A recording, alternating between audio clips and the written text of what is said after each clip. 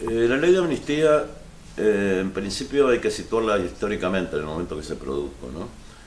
Se produce en el año 1977 al calor de una inmensa movilización popular reclamando la amnistía para los presos políticos del franquismo, como ocurre en general en todos procesos dictatoriales o a la salida de todos procesos de dictadura. La amnistía en general es una reivindicación popular, a tal punto de que una de las principales organizaciones de derechos humanos en el mundo se llama Amnistía Internacional, precisamente, ¿no? Sin embargo, el sentido que ha tenido esta ley ha sido absolutamente desvirtuado.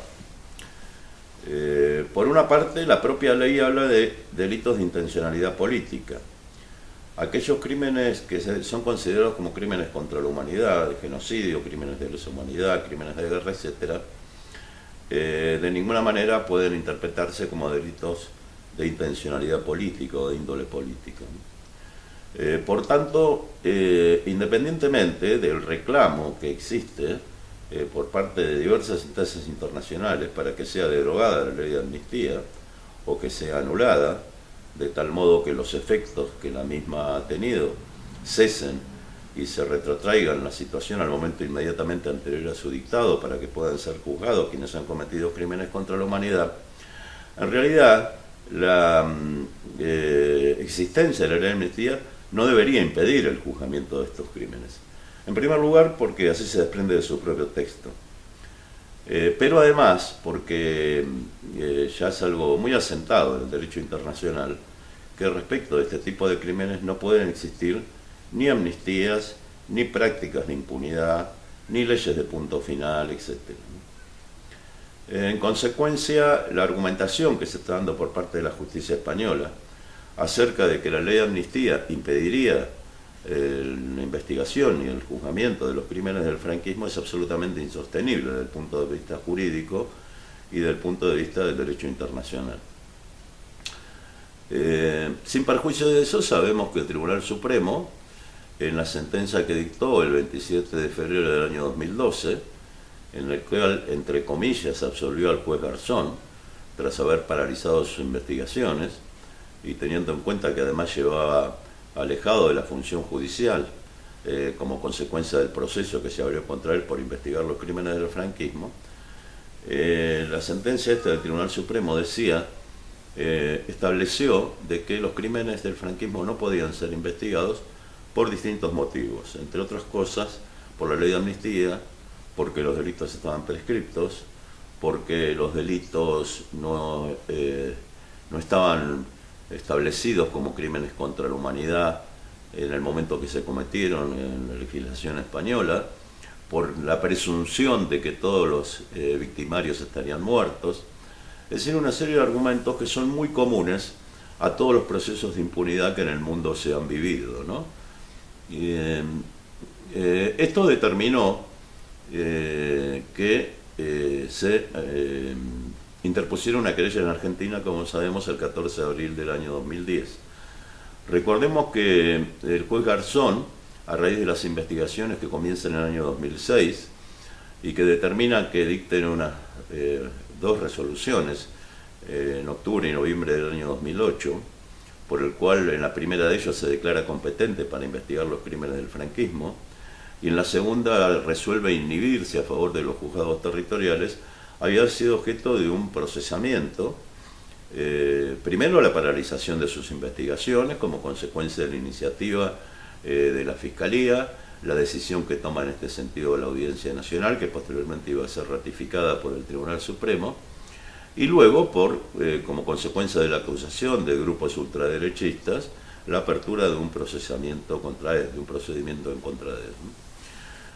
Esto determina que ante la denegación de justicia existente en España, se abra un proceso judicial en Argentina, esta querella, decía el 14 de abril del año 2010, que es interpuesta por una parte por víctimas del franquismo familiares, Darío Rivas y Inés García Holgado concretamente, pero además la Asociación para la Recuperación de la Memoria Histórica, su vicepresidente entonces viajó a Argentina a efectos de interponer esta querella, y además con la mayor parte de los organismos argentinos de derechos humanos.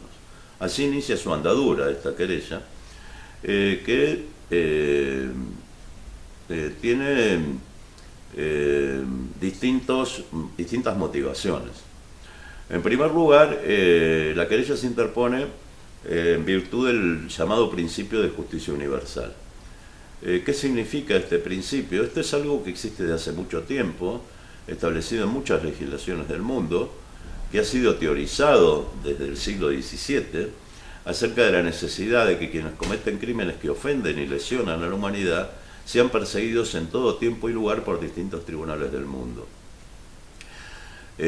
Paradójicamente, España, la justicia española, es pionera en la aplicación de este principio. Recordemos las investigaciones que llevó adelante precisamente el juez Baltasar Garzón en relación con los crímenes cometidos en Argentina y Chile, y que luego se fue extendiendo, de tal modo que hoy mismo existen en España muchos procedimientos abiertos en relación con crímenes contra la humanidad cometidos en distintos lugares del mundo. Sin embargo, cuando ha tocado investigar los crímenes cometidos en España por españoles contra españoles, ese mismo Tribunal Supremo, que entre otras cosas condenó a 1084 años de prisión al represor argentino Adolfo Silingo, que actualmente cumple pena en España, sin embargo ha decidido que puede la justicia española investigar crímenes contra la humanidad cometidos fuera de España, pero no puede investigar los cometidos en la propia España. Esto evidentemente es un contrasentido, una sangrante paradoja, que ha determinado, como decía, la apertura del procedimiento en Argentina, que en gran medida se basa en la importancia extraordinaria que tuvieron las actuaciones judiciales llevadas desde España para poner fin a la impunidad de los crímenes cometidos por la dictadura argentina, chilena y de otros países. Como sabemos, en Argentina hay más de 300 condenados en este momento, más de 1000 procesados. Algo similar ocurre en otros países de América Latina, y en importante medida se debe a la actuación de la justicia española en ese momento. La pretensión, por tanto, es exactamente la misma. Es tratar de tomar una serie de medidas, como las que se están adoptando por parte de la jueza argentina, Servini de Curia, con el objetivo, finalmente, de poder horadar y finalmente terminar con la impunidad del franquismo en la propia España, a la espera, y estamos convencidos de que así va a ocurrir, de que haya fiscales y jueces españoles que se decidan a investigar los crímenes del franquismo. Además de esta situación de reciprocidad, el principio de justicia universal existe en Argentina, establecido en su propia Constitución desde su creación en 1853, en la cual se establece que los crímenes contra el derecho de gentes, dice la Constitución, es decir, lo que conocemos como crímenes contra la humanidad, deben ser investigados, cuando se han cometido fuera del territorio argentino, deben ser investigados por la justicia argentina. Y por otra parte, como decía, Argentina tiene una enorme legitimidad para hacerlo, porque está juzgando a sus propios represores. Bueno, esto determinó de que se abriera este procedimiento, que a medida que ha ido avanzando, ha ido concitando cada vez mayores adhesiones, cada vez mayor atención. Se ha convertido en un instrumento de denuncia de la impunidad del franquismo a nivel internacional. Se han ido uniendo una importantísima cantidad de querellantes, de gente que está interponiendo denuncias en este momento en distintos consulados argentinos en distintos lugares del mundo. Estamos en este momento en medio del proceso de la detención y extradición de torturadores del franquismo. La perspectiva es que esto siga adelante, de que haya más imputados. Tenemos solicitada la imputación de 13 ministros del franquismo, de 2 jueces del franquismo, y se presentarán próximamente escritos pidiendo la imputación de nuevos responsables. Por otra parte, a lo largo del procedimiento se han ido sucediendo una serie de actuaciones y de medidas muy importantes. Ha ido mucha gente a declarar a la propia Argentina. Próximamente viajarán legisladores y alcaldes que se encontrarán con la jueza a efecto de expresarle su apoyo. Se ha sabido de que 3 parlamentos autonómicos, el andaluz, el vasco y el catalán, han hecho mociones de apoyo a la querella argentina, más de 100 ayuntamientos de muy importantes ciudades, algunas de ellas en el mismo sentido. En reciprocidad también el Congreso argentino, la legislatura de la Ciudad de Buenos Aires, de la Ciudad de La Plata, han expresado su apoyo a la querella argentina, es decir, que se ha ido generando un importantísimo movimiento que lo que tiende es a acorralar a la impunidad del franquismo. Y esto está teniendo efectos muy importantes, sin duda, ¿no? A raíz de la solicitud de detención realizada por la jueza Salina de Curía, organizaciones minoritarias pero muy importantes de jueces y fiscales, como Jueces para la Democracia o la Unión Progresista de Fiscales, se han manifestado a favor de que se produzca la extradición, y estamos en medio de este proceso en ese momento. Esta es la situación que tenemos actualmente. Creemos que estamos a la espera, ya desde hace tiempo, pero esperemos que esto suceda, de que tribunales de otros países del mundo también se impliquen en esta cuestión, de tal modo de generar una situación de denuncia internacional de la impunidad del franquismo, que determine de que finalmente se puedan investigar los crímenes del franquismo en Argentina, en España. Sabemos que ha viajado hace muy poco un grupo de trabajo de desaparición forzada de personas de las Naciones Unidas. Han manifestado en sus conclusiones provisionales, que seguramente van a ser elevadas en definitivas en los próximos días, condenando a España por la impunidad de que gozan los crímenes cometidos durante la dictadura. Sabemos también que el gobierno español ha alegado respecto de esto que estos crímenes estarían prescriptos. Han mencionado también que estarían absueltos, no se sabe bien a qué se refiere, porque para que alguien lo absuelvan previamente tiene que ser juzgado. Y en cuanto a la prescripción de los crímenes, hay que hacer las siguientes precisiones. En principio, en el año 1968 se dictó una convención sobre imprescriptibilidad de crímenes de guerra, crímenes de lesa humanidad, genocidio, crímenes internacionales de este tipo, que establecen precisamente que son imprescriptibles los mismos. Esto se ha convertido en lo que se conoce como norma de ius cogen, es decir, de derecho imperativo internacional. Ya nadie puede alegar de que crímenes de este tipo pueden prescribir. La prescripción es una institución jurídica que basada en la seguridad jurídica, lo que extingue la responsabilidad penal transcurrido determinado tiempo, pero dada la gravedad de los crímenes, de este tipo de crímenes, está establecido y consolidado absolutamente en el derecho internacional que este tipo de delitos son imprescriptibles. En consecuencia, no tiene ningún sentido, es una alegación que parece más de carácter político que jurídico, no tiene ningún fundamento jurídico, pero además en España existe otro fenómeno, que es el de la desaparición forzada de miles de personas. En el auto de Garzón se habla de cerca de 150.000 personas desaparecidas, que en este momento están en fosas comunes, en cunetas, y lo mismo el secuestro de niños, ¿no? La apropiación de niños, que como sabemos durante la primera etapa, desde el fin de la Guerra Civil hasta el año 1950 aproximadamente, está establecido en una cantidad aproximada de 30.000 niños, la apropiación de sus madres republicanas, ya sea que éstas estuvieran presas o le fueran sustraídos directamente, para ser entregadas a familias afines al régimen o a instituciones del Estado.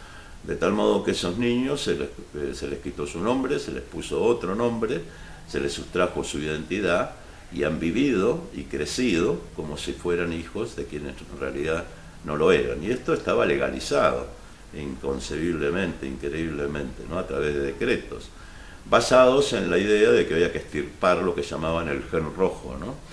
El gen marxista. Y en consecuencia, este tipo de delitos, cometidos aún hace mucho tiempo, son delitos permanentes, delitos que se siguen cometiendo, que no están en estado permanente de desarrollo, no está consumado el delito hasta que aparece la víctima o se da cuenta de su paradero. Esto ocurre con los niños apropiados y ocurre con las personas desaparecidas, de las que no se ha dado razón de su paradero.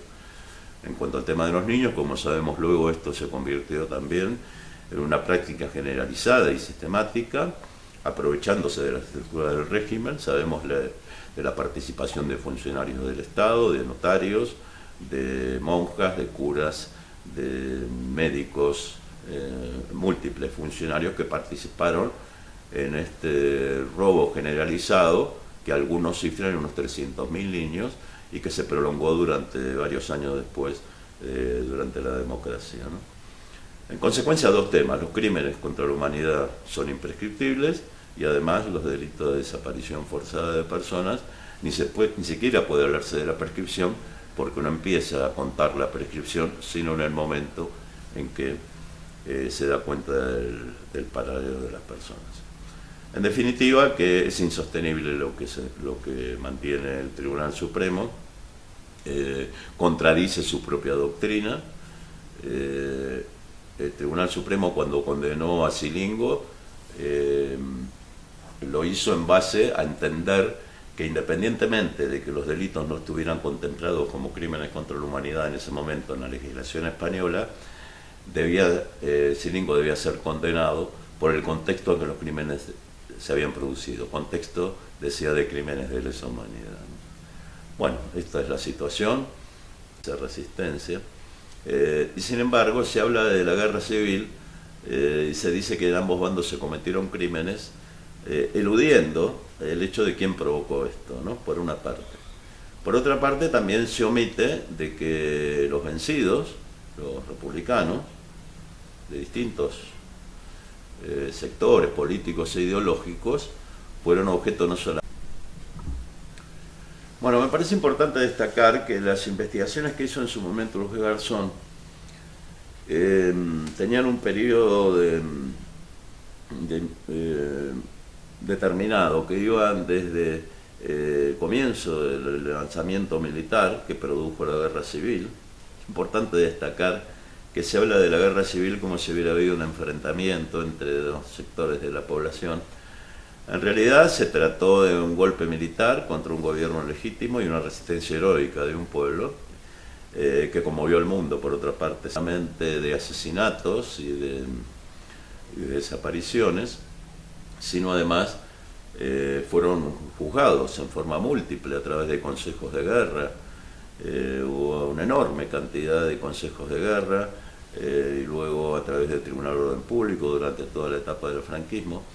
De tal modo que tenemos, por una parte, que ha habido un alzamiento militar contra un gobierno legítimo que ha provocado el fenómeno de la guerra civil, pero además el hecho de que los vencidos fueron juzgados, además de asesinados, torturados, desaparecidos, ¿no?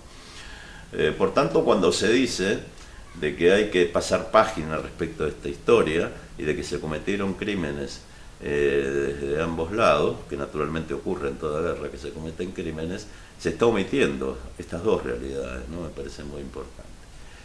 Y decía que la querella argentina, que las investigaciones de Garzón llegaban hasta el año 1950 aproximadamente, pero la querella argentina abarca toda la dictadura franquista, ¿no? Abarca desde el 17 de julio del 36, donde comienza en África el alzamiento, hasta el 15 de junio de 1977, cuando se producen las primeras elecciones democráticas, ¿no? Esto permite un espectro de investigación mucho más amplio que lo que llevó adelante Garzón, y que incluye dos tipos de delitos que no fueron considerados por él en sus resoluciones. Uno son los trabajos forzados o el trabajo esclavo, ¿no? También está oculto para la población española el hecho de que inmensa cantidad de obras públicas que hay en este país, aparte de cosas tan emblemáticas como el Valle de los Caídos, por ejemplo, fueron hechos con el trabajo forzado de presos republicanos, ¿no? Decenas, si no cientos de miles de presos republicanos trabajaron en estas obras públicas, hicieron ramales ferroviarios, hicieron canales, hicieron pantanos, hicieron carreteras, etc. Y se da un fenómeno peculiar. Como sabemos, la mayor cantidad de las condenas que establecieron por parte del franquismo, de los consejos de guerra, fueron por adhesión a la rebelión. Es decir, los rebeldes castigaban por haber adherido a la rebelión a quienes defendían la legalidad. Y les daban condenas altísimas precisamente por este delito, adhesión a la rebelión. El delito naturalmente no estaba tipificado, que no implica ningún hecho concreto, sino el hecho de haber adherido a una causa determinada. De tal modo que los condenaban a 15 años, a 20 años, a 30 años de prisión, a penas de muerte que eran conmutadas también por 30 años, etc. Y luego se estableció el mecanismo por el cual las personas que trabajaran voluntariamente se les reducía la pena, y por cada día de trabajo eran 3 días de reducción de la pena. De tal modo de que además de las personas que fueron obligadas a trabajar, hubo muchas personas con penas de 20 años de prisión o de 30 años de prisión que se prestaban voluntariamente a los trabajos forzados con objeto de reducir la pena, ¿no? De tal modo que alguien que tenía 30 años trabajaba 10 años en forma forzada y reducía de este modo la pena. Entonces fue un mecanismo para tener mano de obra esclava a través de penas que no tenían ningún sentido jurídico y que el objetivo que tenían era precisamente permitir esta mano de obra a la que se la sostenía malamente. Sabemos de muchos casos de personas muertas por enfermedades, de personas muertas por hambre, etcétera, a través de estos mecanismos. Yo hace poco estuve en un destacamento penal en Madrid, en la localidad de Bustarviejo, y las personas ahí, que eran obligadas a trabajar en la construcción de la vía férrea de Madrid a Burgos, tenían a sus familias que vivían a unos 200 metros en unas cuevas, que eran los que las alimentaban.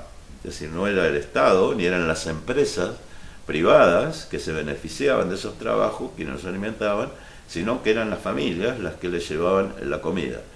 Las familias que vivían en una situación de absoluta precariedad y que además servían como rehenes porque impedían que la gente intentara fugarse, porque si se fugaban la represalia podía recaer sobre sus familiares, ¿no?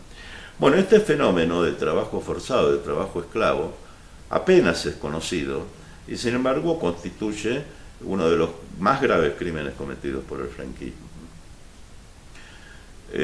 Por otra parte está el tema, y por eso decía que la querella llega hasta el 15 de junio del 77, nosotros calificamos jurídicamente al régimen franquista como un régimen genocida, que cometió un genocidio.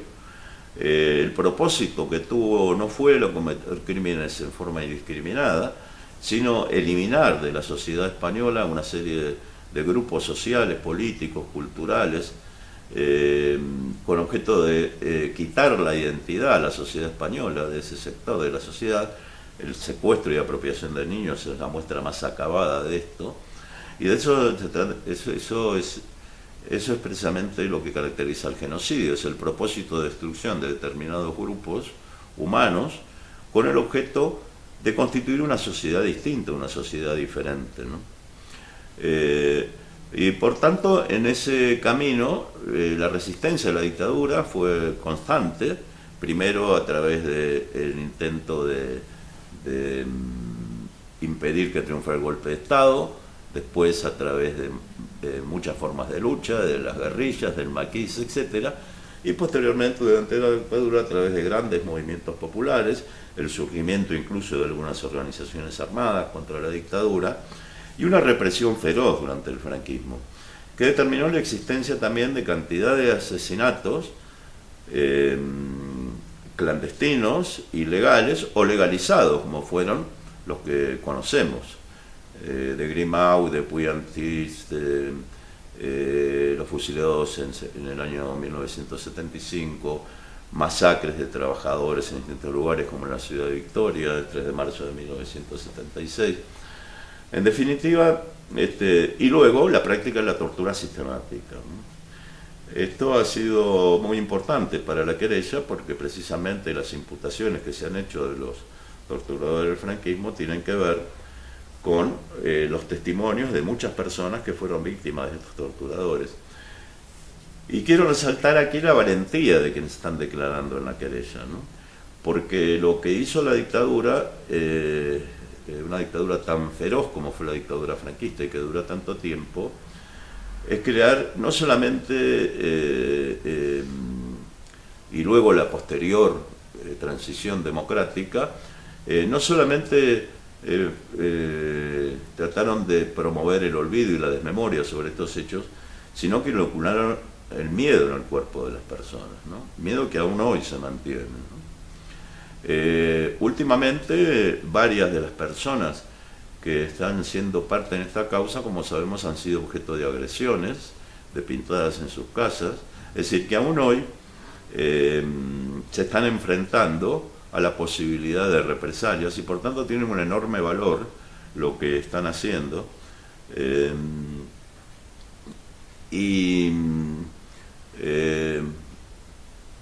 La situación, además de muy conmovedora, porque esto parecía hace un tiempo que estaba absolutamente parado, que no había ninguna posibilidad de que esto avanzara, está creando un nuevo paradigma, ¿no? Está creando la idea de que es posible terminar con la impunidad del franquismo, ¿no? Esto que parecía absolutamente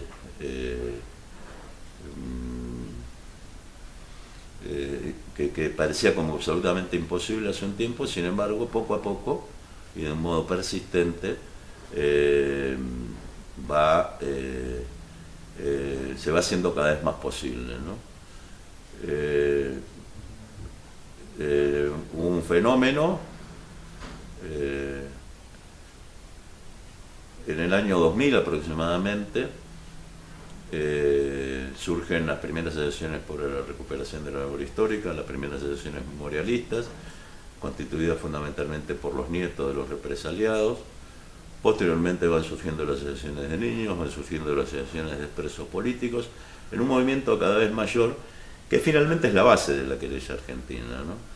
No hay una querella de esta naturaleza, un proceso judicial de este tipo, si no hay un movimiento social muy importante detrás, ¿no? Y en la medida que este movimiento social se va desarrollando, ha dado origen, como sabemos, a la constitución de plataformas, de una coordinadora estatal, etc. Entonces, el procedimiento judicial tiende a avanzar y a hacerse cada vez más fuerte, ¿no? Y aquí en la querella se han incorporado crecientemente distintos sectores. Testimonios sobre el trabajo esclavo, torturados durante el franquismo. Se va a interponer una denuncia por parte del sindicato de estudiantes en relación con los estudiantes represaliados. Hay distintos sindicatos participando en la misma, hay partidos políticos que se han presentado en la querella. En definitiva, se va creando todo un movimiento que parecía absolutamente impensable hace un tiempo, ¿no?